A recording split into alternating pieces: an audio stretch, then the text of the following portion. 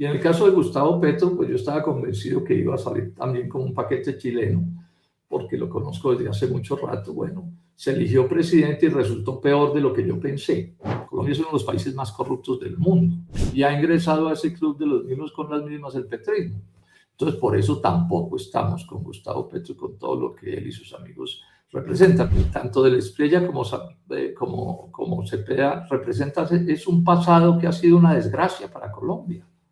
Promete imitar a los proyectos de ultraderecha violenta que están desmantelando las democracias en el mundo. La política es una cosa bien compleja y los poderes pues son muy grandes. Llevamos 80 años con la economía manejada contra Colombia.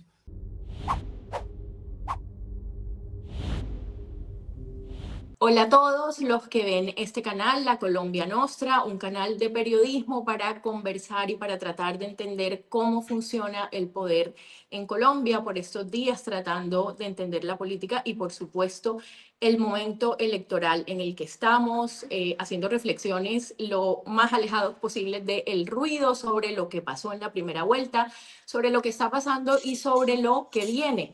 Estamos teniendo conversaciones o empezamos a tener conversaciones también con personas de manera individual para entender el voto, qué está moviendo el voto de las personas, tanto por Iván Cepeda como por Abelardo de la Espriella. Pero también hay otra opción, que es la opción del voto en blanco, y para eso he querido invitar a este espacio a un político, líder político, que hace muy pocos días anunció eso, su intención de votar en blanco en estas elecciones. Él es Jorge Enrique Robledo, congresista saliente, ex congresista, digamos, no fue reelegido en estas elecciones. Bienvenido, profesor Robledo. Laura, muy buenos días, muchísimas gracias por su hospitalidad. Un gusto compartir con usted en este programa. Gracias, Jorge Enrique Robledo. Pues muy poca gente en Colombia no lo debe conocer, pero de todas formas, bueno es decir, duró 20 años en el Congreso de Colombia, uno de los líderes de oposición más destacados, una autoridad en temas económicos y un hombre, digamos, de los pocos faros morales, y este es un apunte personal mío, que nos quedan en nuestro panorama político, que muchas veces es bastante triste. Profesor Robledo, va saliendo del Congreso, hará mucha falta. También es arquitecto. ¿Le gusta que le digan profesor o doctor ahora que ya se va del Congreso?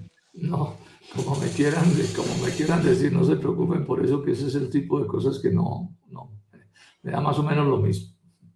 Bueno, antes de preguntarle por su voto en blanco, quiero preguntarle por su experiencia general en estas elecciones y comenzar por las presidenciales, en las que usted acompañó a Sergio Fajardo. Destacaba usted muchísimo que Fajardo quería construir una nueva mayoría en Colombia con una izquierda, un centro y una derecha moderados. Esto, por supuesto, no se logró, y yo quisiera saber cuál es su reflexión frente a este resultado y también un poco desde la autocrítica. ¿Qué pasó? Digamos que en mi caso, en el de Sergio Fajardo y otras muchas personas, llevamos todas nuestras vidas, ¿no? Yo llevo 55 años en estas luchas, Sergio lleva un poco menos, pero lleva como más de 2 décadas también.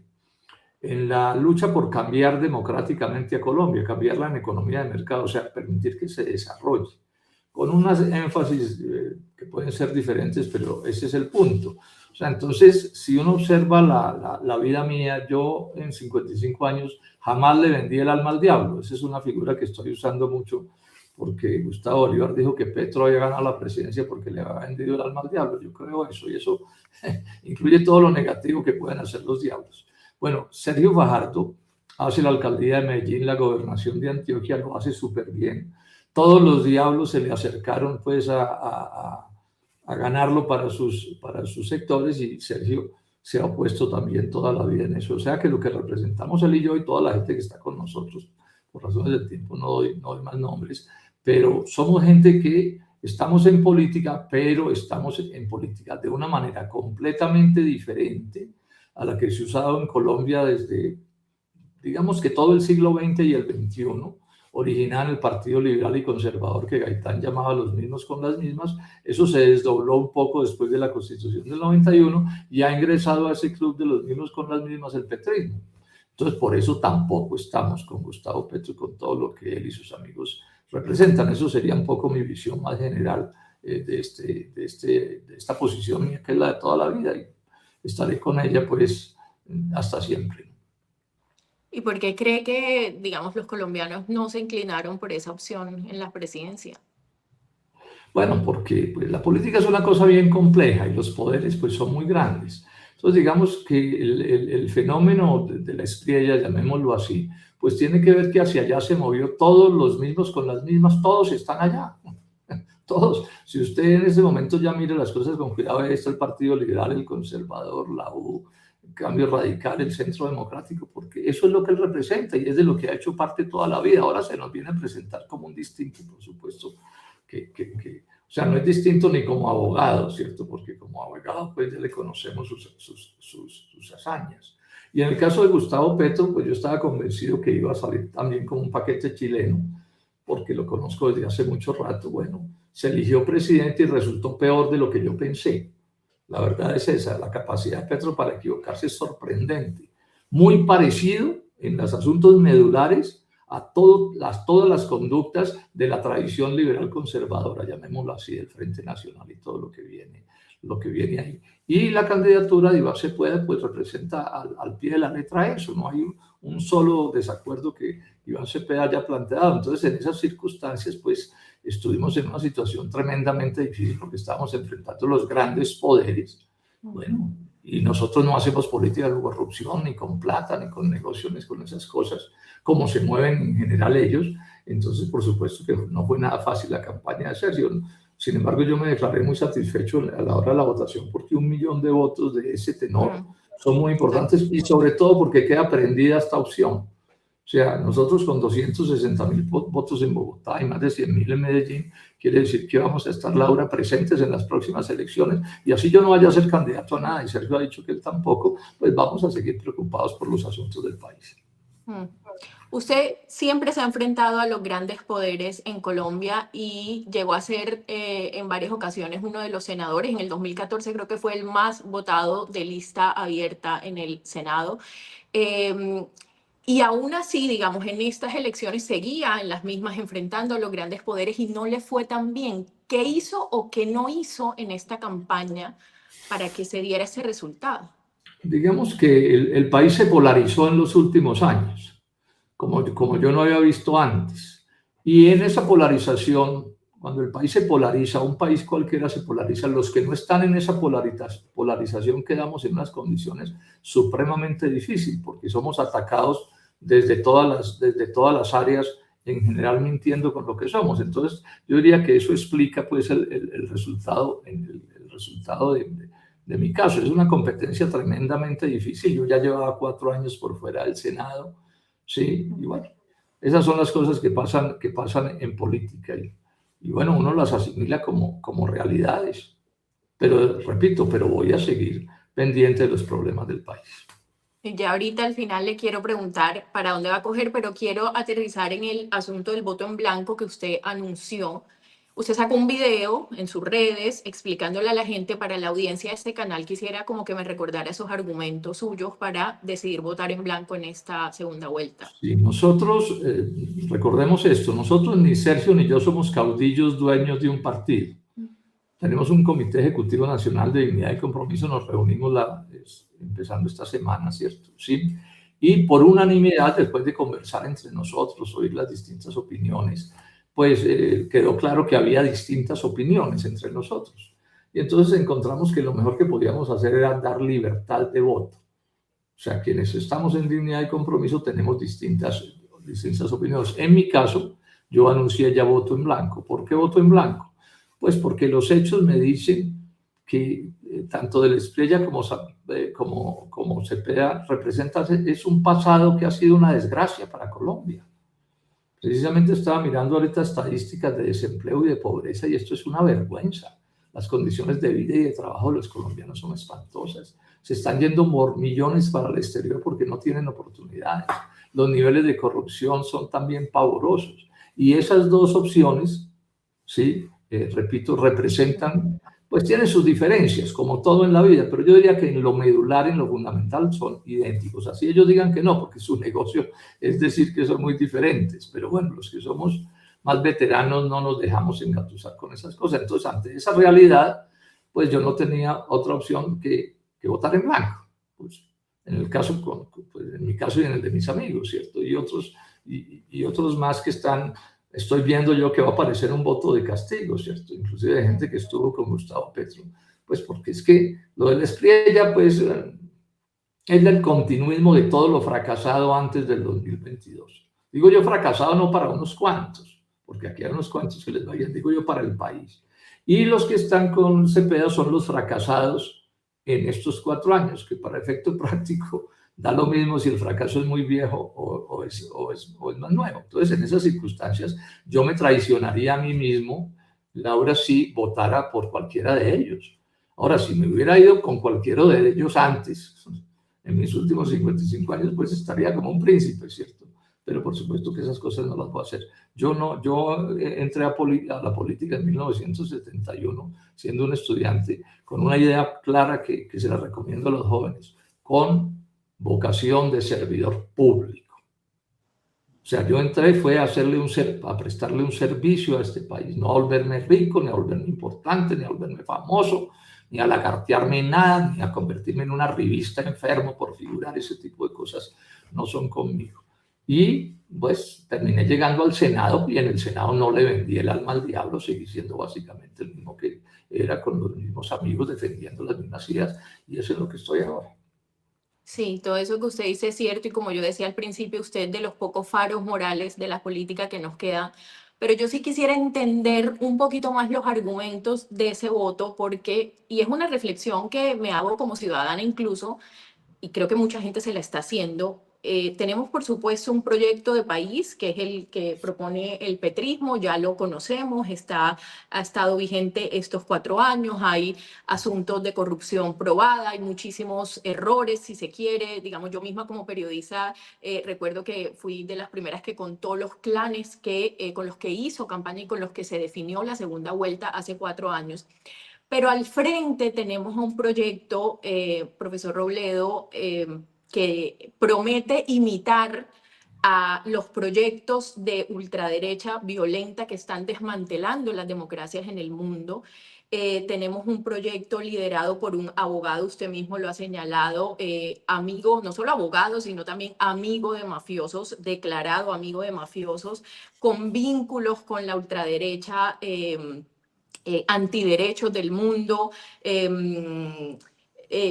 digamos que ha manifestado temas muy dañinos para el medio ambiente, que ha evidenciado conductas machistas, que está también acompañado por clanes. O sea, parece como un proyecto, digamos que no tan comparable, no tan equivalente al proyecto de la izquierda. Quisiera como entender ahí cómo hizo usted esa diferenciación y también entender quizás por qué dice que se parecen en lo básico. A ver, digamos esto, Laura, yo centro muchos mis análisis en distintos aspectos, pero hay uno que no abandono de ninguna manera, que es cómo le va a la economía, es decir, cómo le va a la gente, ¿sí? Empezando por cómo les va a los empresarios, pero incluidos a los trabajadores y a los sectores populares y a todo el mundo. Y resulta que Colombia en este tema ha fracasado rotundamente. O sea, hoy Colombia es un país que tiene un producto por habitante de unos $8.000. Ningún país que tenga un producto por habitante por $8.000 podrá escaparse de las garras de la pobreza, del desempleo, del hambre, de la prostitución por pobreza, de todas las lacras que acompañan a los colombianos. Eso lo crearon los partidos que gobernaron antes de 2022. Eso es un hecho. Se puede demostrar porque fueron los mismos con las mismas los que gobernaron a Colombia. Gaitán ya en la década de 1930 los llamaba los mismos con las mismas. Y claro, se desdoblaron, antes eran 2 partidos nomás, ahora son más, pero son los mismos, si usted va y mire, son las mismas familias, las mismas cosas, ¿cierto? Y pongo en este momento el énfasis en el modelo económico. Ahora, otras cosas también pues son horribles, por ejemplo, el tema de la corrupción, los niveles. Colombia es uno de los países más corruptos del mundo, ¿sí? Entonces, por ahí no hay cómo arrimarme y eso es lo que representa el Espriella, así él diga otras cosas y tenga sus defectos personales, que que los tiene, sin duda, pero son graves, no son asuntos menores. Por ejemplo, que sea un enfermo por la plata, yo creo que eso debería volverse incompatible con la política y debería ser una decisión como moral de cada uno. Pero bueno. Entonces, ¿qué nos queda del otro lado? Gustavo Petro y todo lo que él representa, pues bueno, ya lo vimos gobernando. El modelo económico de Petro es el mismo de los gobiernos anteriores y el de Espriella, es el mismo, es el del Fondo Monetario Internacional. Yo en este libro que publiqué hace un par de años, sí, año y medio, tiene un último capítulo que se pregunta, ¿y Petro sí es de izquierda? Entonces yo explico que no. No, es que izquierda, no es de izquierda el que entonces hable mal de unos cuantos ricos, porque él no habla mal de todos los ricos, tiene unos ricototes montados ahí, ¿cierto? Mamándole. Hay un ricotote que tiene contratos, un petrista, un jefe petrista, que tiene contratos por este gobierno por 270.000 millones de pesos, escogidos a dedo. Entonces uno puede hacer toda una cosa de Petro, entonces Petro resulta mucho más parecido que diferente a de la Espriella. Así no sea fácil de leerlo, pero lo cierto es que cuando uno se fija, por ejemplo, en los asuntos de la economía, en el desempleo, de la pobreza, de su progringuismo, porque aun cuando esto sea difícil de entender, Petro es muy cercano a las concepciones de Estados Unidos y de quienes han gobernado a Colombia. Petro, por ejemplo, siempre fue pro TLCs, siempre, pro apertura. Sí, todo eso está conocido. Entonces, yo ahí no me acerco. Bueno, traicionó al Polo en las elecciones de 1990. Esto no se puede olvidar, Laura. Petro se fue con Santos y estuvo 8 años de santista. La segunda vez le encimó a Germán Vargas Lleras. Entonces yo desde esos días, o fuimos muchos los que acuñamos una frase, a mí la misma persona solo me traiciona una vez. Yo le creo a la gente. En el 2010 le hice la campaña presidencial a Petro, a pesar de que nos había maltratado mucho, y a Carlos Gaviria. Entonces uno tiene el derecho a tener su pensamiento. ¿Sí? No voy a decir que son absolutamente idénticos, nadie es idéntico a nadie, pero digo que en los asuntos para mí medulares son la misma cosa. Usted mira el crecimiento de la economía colombiana en este cuatrenio ha sido de una mediocridad pasmosa, 1,6%.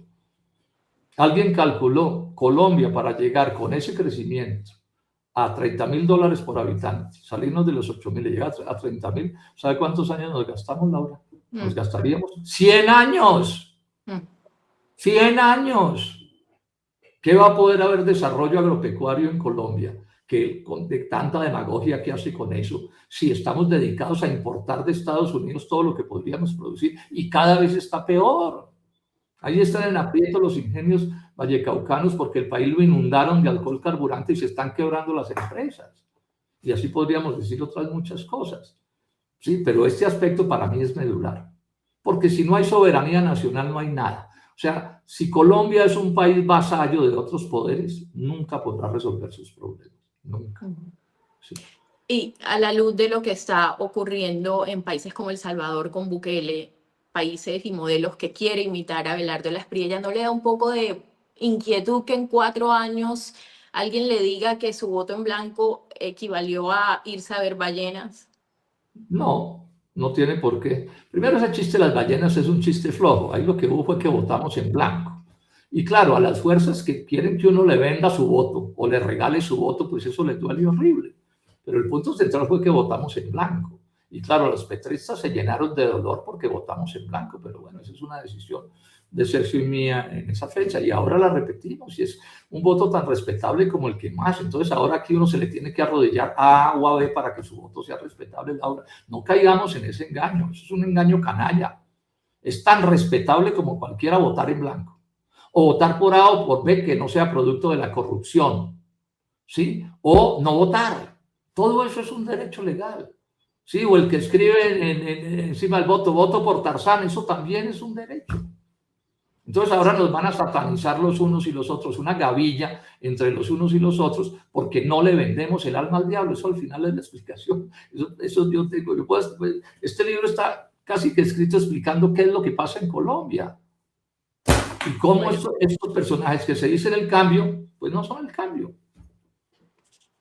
Bueno, y ya veremos qué pasa también en 4 años frente a ese también, eso es lo otro, el tema de la democracia. Gane el que gane, pues yo no voy a estar en ese gobierno y opinaré como me toque opinar y ya veremos en qué pasan con las cosas. Pero acuérdese de mí que cualquiera de los dos que gane va a ser un pésimo gobierno. O como los anteriores al del 2022 o como este que es del 2022 hasta aquí. No van a resolver los problemas nacionales, ni los van siquiera a empezar a resolver. Bueno, y hablando de eso, de estos 4 años que se vienen y que ya empezamos a anticipar, ¿a qué se va a dedicar usted? Pues bueno, yo soy una persona, en estos 4 años, por ejemplo, que no estuve en el Senado, publiqué 2 libros, publiqué este libro que les mostré y otro por aquí, hay por allí, de asuntos medioambientales. Seguiré escribiendo, yo escribo una columna para varios medios todas las semanas, dictando conferencias, hablando, vamos a ver qué termino haciendo en detalle, no tengo claridad, pero es probable que cree algún como centro de estudios que me permita opinar con más gente, no solo yo, sobre la situación del país. Aquí hace mucha falta que alguien hable con franqueza, particularmente de economía. El país está en una situación demasiado grave, Laura. O sea, que a uno le haya ido más o menos bien en la vida en Colombia no lo debe obnubilar y no entender que este es un barco que se está hundiendo. Las tasas de crecimiento son pavorosas. Bueno, tenemos millones de colombianos yéndose a vivir al exterior. De eso ni se habla. Petro calladito. Se le comieron la lengua a los ratones también en eso. Y se está yendo la gente por miles. ¿Y qué futuro puede tener un país, Laura, donde se vaya la gente en edad productiva? O sea, Colombia está volviendo un país de niños y de ancianos. Y por la propia crisis nacional, las familias son cada vez más pequeñas. Cuando resulta que la principal riqueza de un país es la gente, los gringos, los alemanes reciben gente a la lata de todas partes, ese es su gran negocio.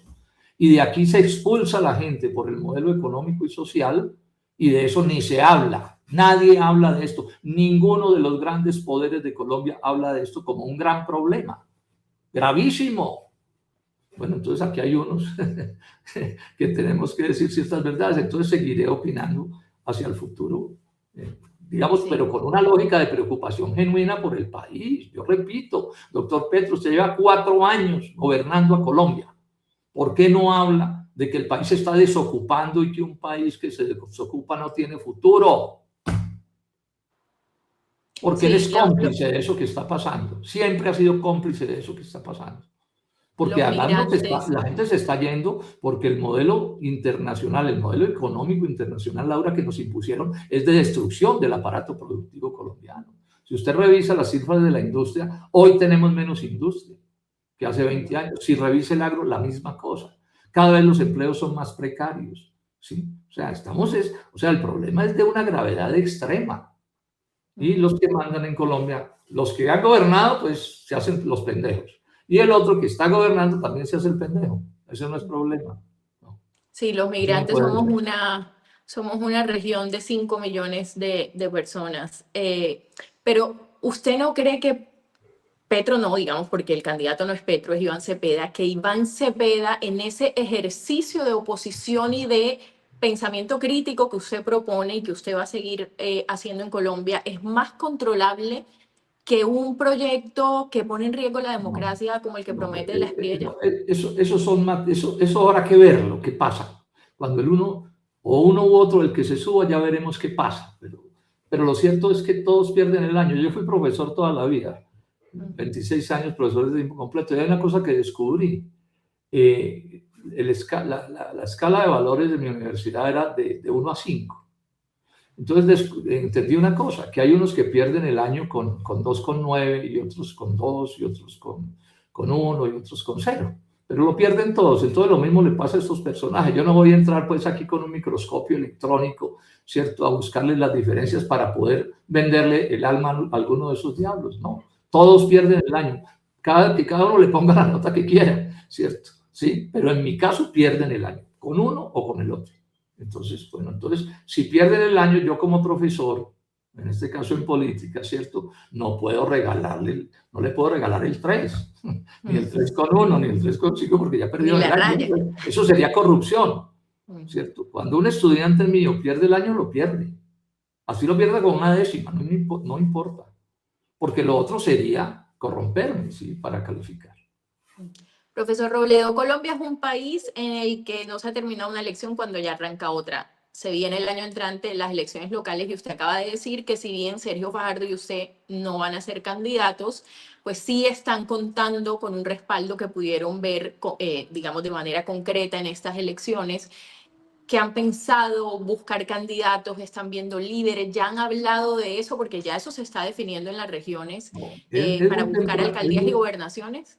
es muy temprano, Laura, para definir sobre eso, pero hay una cosa que sí dijimos del Pero si primer usted día. viera cómo están ya los clanes con sus No, candidatos, no, y nosotros también estamos atentos a eso. Entre otras cosas porque ese millón de votos, casi 270.000 votos en Bogotá, más de 100.000 votos en Medellín, lo que dicen es que nosotros estamos vivos en la política nacional en medio de grandes dificultades, o sea, intentaron aplastarnos y no pudieron. Entonces vamos a estar presentes en las próximas elecciones y ya estamos hablando de eso, pues no es la urgencia del momento, pero ya estamos pensando en eso, haciendo contactos con unos con otros, ya empiezan a aparecer personas que dicen, bueno, yo quisiera ser candidato. En el caso de Sergio y yo hemos dicho, no vamos a estar de candidatos, pero vamos a estar. Y entonces vamos a hacer gira por el país hablando de este tema, escribiendo, dando conferencias, tantas cosas que se hacen, pero en eso estamos, o sea, en ese sentido estamos como con los otros. Pues como están los otros, pues nosotros con nuestro estilo y ellos en el estilo de ellos, ¿cierto? Que depende sí, mucho señor. de quién Acá ya están las movidas maneja la de plata, todo. ¿cierto? Entonces, bueno, la primera cosa que hay que esperar es, bueno, ¿quién va a manejar el botín burocrático? Bueno, ahí que hay que esperar a ver qué se termina decidiendo, pero nosotros vamos a estar activos. Profesor Robledo, ¿por qué la política en Colombia, la política tradicional, no cambia? Uno ve asuntos, uno ve a la gente cansada con los políticos tradicionales, uno ve momentos esperanzadores como en el 2019 cuando varios candidatos en elecciones locales le vencieron a maquinarias en varias regiones, pero uno siente que vuelve y este sistema de maquinarias y de clanes es como si estuviéramos condenados a eso. ¿Estamos condenados a eso? ¿O esto, Al digamos, cómo va subdesarrollo, a cambiar? hasta hoy, al subdesarrollo sí estamos condenados. En este artículo que estoy terminando de escribir para entregarlo a los medios, la última frase lo que dice es que llevamos 80 años con la economía manejada contra Colombia. Porque hace 80 años mandan la economía colombiana y de toda América Latina el Fondo Monetario Internacional y el Banco Mundial, esos organismos internacionales que controlan Estados Unidos y las grandes potencias. Y en el capitalismo nadie le regala nada a nadie, no nos dejemos meter cuentos, ¿sí? Entonces ahora el doctor de la Espriella sí tiene pasaporte norteamericano, es gringo, y él juró que lo primero a lo que le sirve es a Estados Unidos.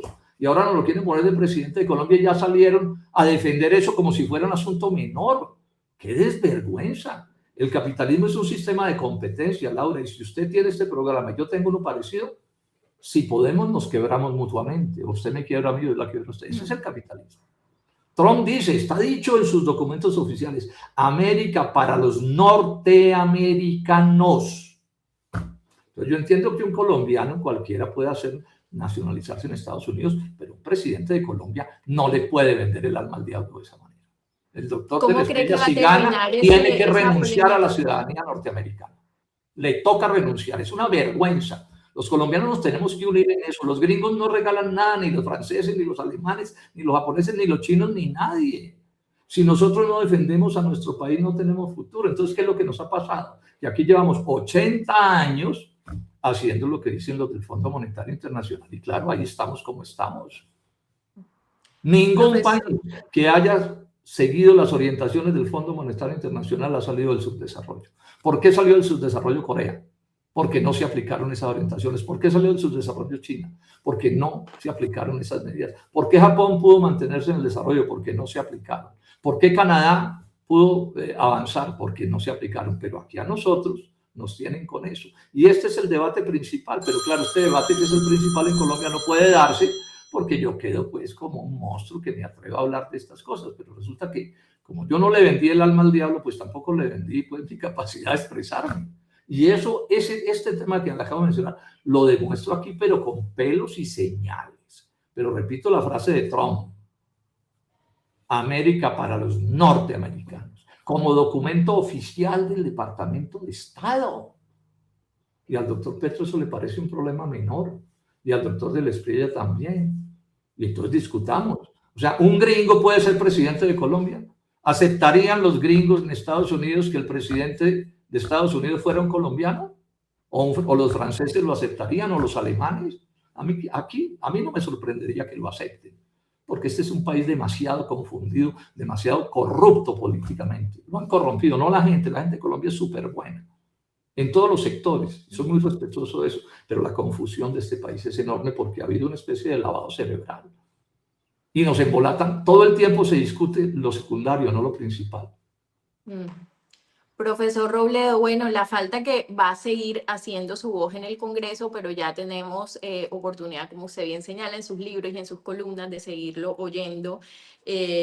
Muchísimas gracias por esta conversación, por este rato. Laura, a usted mil gracias por su hospitalidad, un gusto para mí estar con usted. Yo siempre la he leído.